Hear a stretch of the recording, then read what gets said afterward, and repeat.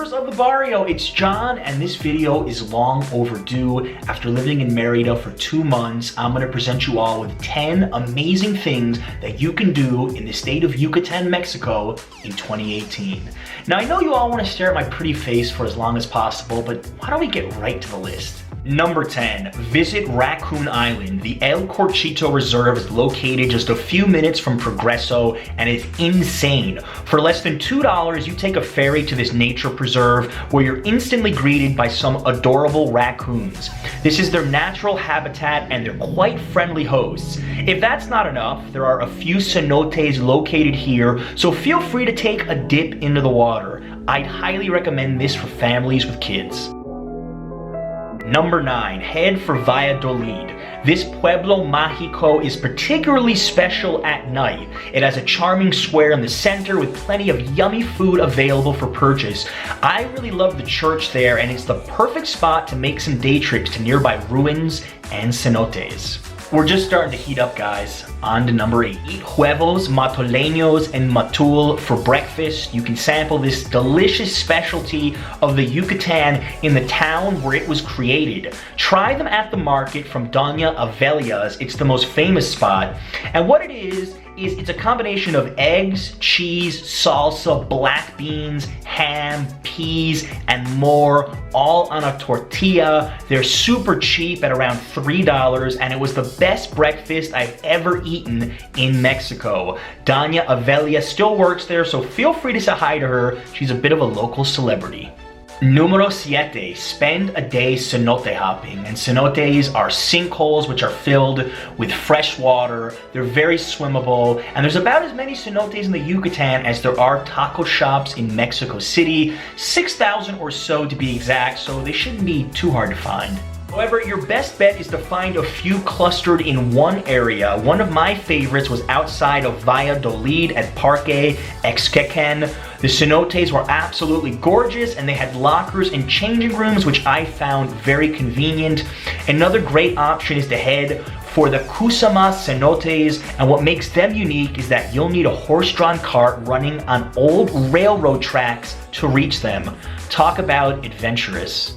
6th on the list, travel the Ruta Puc. This is an amazing trip just 80 kilometers south of Merida, where you can visit up to 6 different Mayan ruins in one day.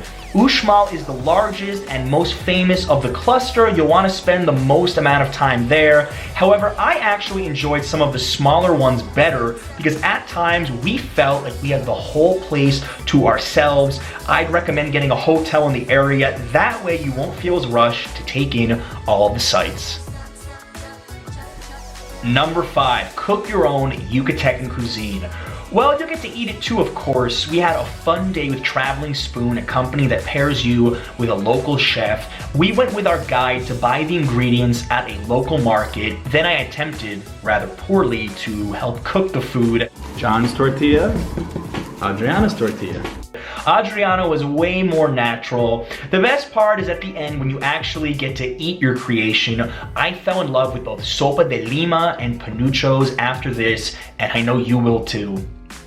On to number 4, visit Merida on a Sunday. We lived here for 2 months, but I think I appreciated this magical place the most on El Domingo. For a few hours, they shut down many of the streets. You can cruise up and down the Paseo Montejo by bike and appreciate all of the old mansions and incredible sights. Afterwards, head to the Sunday market, which takes over the square, for some delicious local food and shopping if you feel the urge. Numero 3. Hit up the beach. And while a lot of people like Progreso, I enjoyed Chelem a lot more. Go to the Luna Lanera Beach Garden. This place is special. For a little bit over $20 US, you can stay for the day and have access to a beautiful private beach with chairs, refreshments, appetizers, and a seafood meal so large and tasty, you'll think you're at an all-inclusive resort. And with all the super hot days you'll likely face in the Yucatan, this is the perfect escape. Number 2, visit the famous Haciendas of the Yucatan. These old Spanish-style estates will take you back to the days when the state had a booming economy due to henequen production. I recommend spending the night at one. Hacienda Yaxopoyil is quite affordable at just $100 a night, and you'll have the whole place to yourself. Feel free to explore after hours. Not a soul in sight, just us. And even enjoy a home-cooked meal on premises. And now my number one amazing thing to do in the Yucatan, and this one was by far the most unique. Spend the night in a Mayan village. I looked long and hard and could only find one such opportunity in the entire state. This rental lets you spend the night in a Mayan palapa and actually sleep in a hammock like the locals do. It's off the beaten path, but it does have a pool and you can get cell phone data service, so you won't feel completely lost. As an added bonus, Santiago, one of the caretakers, also runs the Cosuma Cenote tours on horse-drawn carriage. So you can kill two birds with one stone by visiting these incredible cenotes on the trip as well. All right, members of the Barrio, those are my top 10 amazing things to do in the Yucatan in 2018. I know I didn't cover everything. Tell me in the comments either what your favorite thing was or did I miss anything?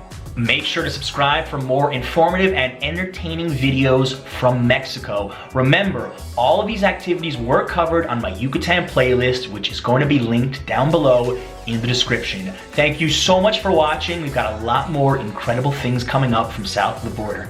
Until next time.